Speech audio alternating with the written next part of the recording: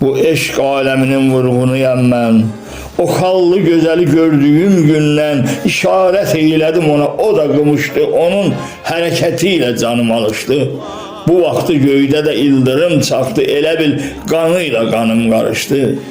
Sevgi bağından bir çiçək dərdim, diz çöküb qarşısında mən ona verdim. Yavrum, çiçək nədir, inan ki sənə çıxarıb ürəyimi bil ki verərəm.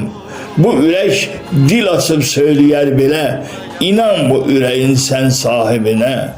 Min dəfə təncib edib şükür eyləmişəm, səni Allahımdan mən istəmişəm. Bax, sən tək gözəli uca Allahım, nə yaxşı ki yazım mənim bəxtimə, sənin dodağından çıxan sözlərə, bal təki yayılan o gülüşlərə bir ürək nədir ki, canımı verirəm, səndən hər sözünü mən gözləyərəm. Gəl, sən ürəyini özündə saxla, ürəksiz bir canı söylə neynirəm, canını verirsən, canın olmasa de görüm onda mən kimi sevərəm. Bu eşki, sevgini sənsiz neylərəm, onda bu dünyanı mən tərk eylərəm.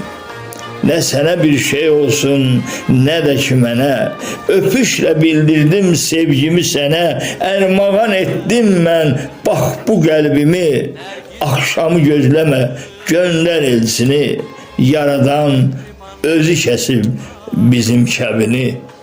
Əyyub Cəfərli.